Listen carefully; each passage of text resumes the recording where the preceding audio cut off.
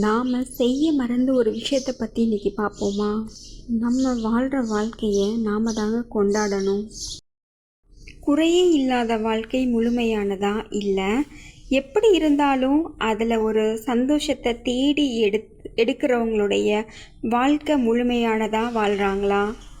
நம்ம வாழ்க்கையில் எவ்வளவு பிரச்சனைகளை நாம் சமாளித்து இப்போ இந்த இடத்துல நாம் வந்திருப்போம் இல்லையா? அந்த பிரச்சனைகளை நாம் சமாளித்த விதமும் அந்த நேரத்தில் நம்ம மனசு பட்ட பாடும் போராட்டமும் எத்தனை பேருக்குங்க தெரிஞ்சிருக்கும்?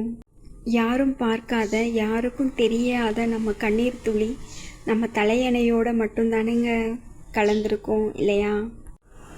ஒரு சில வெற்றிங்க, பல தோல்வி, எதிர்பார்த்த விஷயங்களில் ஏமாற்றம், எவ்வளவு சமாளித்து தாண்டி வந்து நிற்கிறோம் இல்லை? நீங்கள் என்னைக்காவது இதையெல்லாம் சமாளித்ததையும் தாண்டி வந்ததையும் நினச்சி சந்தோஷப்பட்டிருக்கீங்களா? அப்படியே இருந்தாலும் என்னங்க, சில நேரம் தானே. ஏன்னா அடுத்தடுத்து பிரச்சனை நமக்கு முன்னாடி வந்து நிற்கத்தானே செய்யுது இல்லையா? நாம் வாழ்கிற வாழ்க்கையில் குறைகள், பிரச்சனைகள் எல்லாம் இருக்குது. அதையெல்லாம் சமாளித்து தாண்டி நாம் வாழ்க்கையை நடத்திக்கிட்டு போய்கிட்டு தானே இருக்கோம் இல்லைங்களா?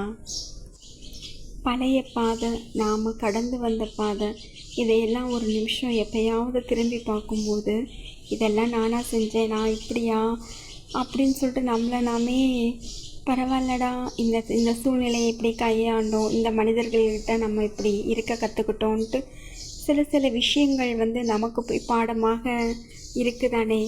ஆனால் யோசித்து பார்க்கத்தான் நேரம் கிடைக்கிறது இல்லைன்றீங்களா? எல்லாமே நாமளாக ஏற்படுத்திக்கிறது தாங்க. சில விஷயங்கள் வந்து யாரும் நம்ம தட்டி கொடுக்க முடியாது. நம்ம போகிற போக்கில் நம்மளை தட்டி விட்டுட்டு தான் போவாங்க. நமக்கு நாம் தான் தட்டி கொடுத்து பூஸ்ட் பண்ணிக்கணும். உங்கள் வாழ்க்கையிலும் நீங்கள் இந்த மாதிரி கடந்து வந்த பாதைகள், நினைவுகள் நிறைய இருக்கும்னு நினைக்கிறேன். நமக்கான பாராட்டை நாம் தாங்க தரணும். யார்கிட்டையும் எதிர்பார்க்கறத விட நம்மளை நாம் தட்டி கொடுத்து போய்க்கலாம். ஏன்னா அந்த அனுபவித்த வழிகளையும் வேதனைகளையும் யாராலையும் புரிஞ்சுக்க முடியாது. நம்மளால் தான் அதை முழுமையாக நாம் தான் அனுபவிச்சிருக்கோம். அதனால அந்த வலி வேதனை நமக்கு தான் புரியும்.